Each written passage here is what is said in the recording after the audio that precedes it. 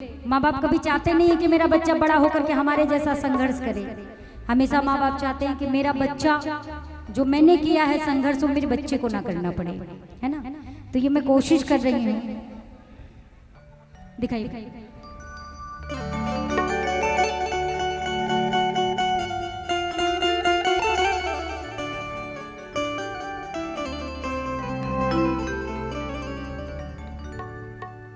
जैसे रोज आवेलू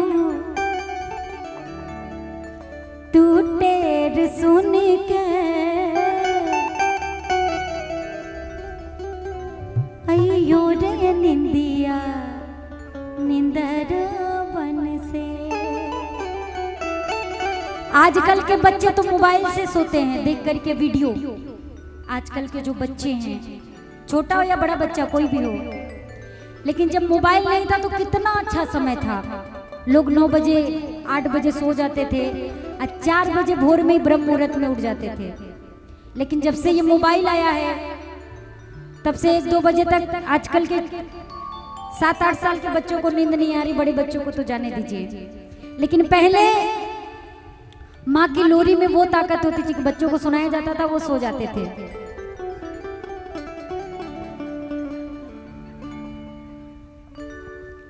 कि जैसे रोज आवेलू तू टेर सुन के, अयो रे निंदिया निंदर बन से, अयो रे निंदिया निंदर बन से।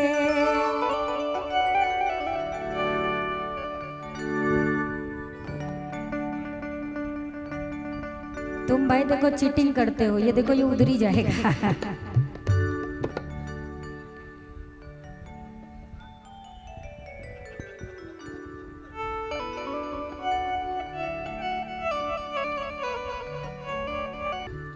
जैसे रोज आवेलू कि जैसे रोज आवेलू तू टेर सुन के, जैसे रोज आवेलू तू टेर सुन के, अयो रे निंदिया निंदर बन से, अयो रे निंदिया निंदर बन से। जैसे रोज आवेलू तू टेर सुन के, जैसे रोज आवेलू तू टेर सुन के, अयो रे निंदिया निंदर बन से, अयो रे निंदिया निंदर बन से।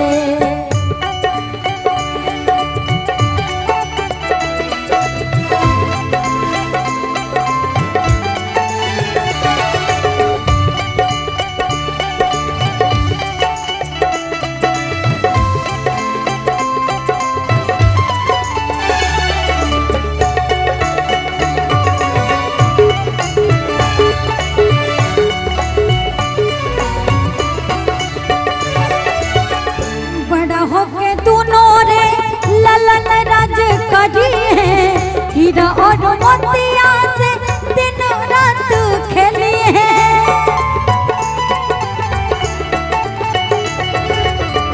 बड़ा होके दोनों रे ललन राज करी है।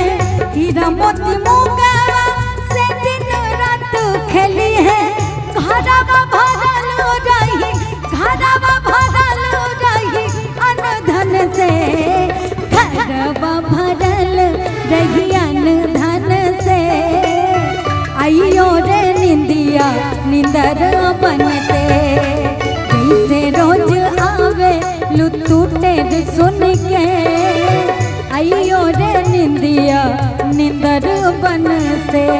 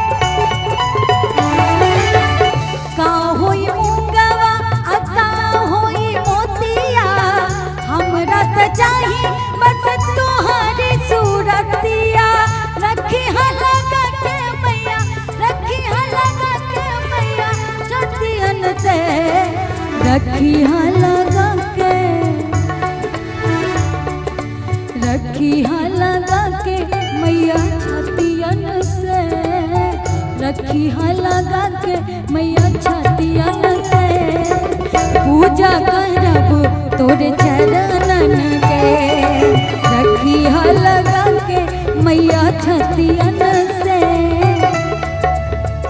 पहले ये लाइन इतनी खूबसूरत है कि जब भी गाओ ना तो बड़ा दिल को अंदर से झकझोर देती है। कितना आजकल के अगर बंटवारे में एक तरफ माँ बाप को रख दिया जाए, एक तरफ हीरा मोती, तो सब हीरा मोती चुनेगा, माँ बाप को कोई नहीं लेगा।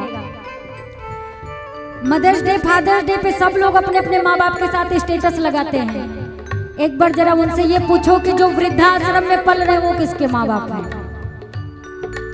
बड़ी प्यारी लाइन है। का होई मुंगावा का होई मोतिया, हमरा के चाही बस तुम्हारी सूरतिया।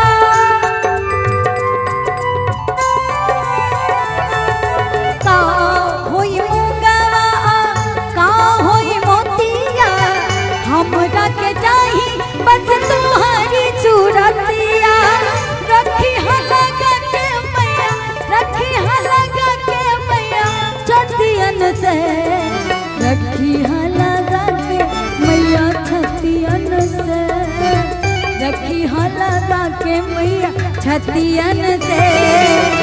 पूजा करब तोरे चरणन के, रखी लगा के मैया छतियन से, पूजा करब तोरे चरणन के।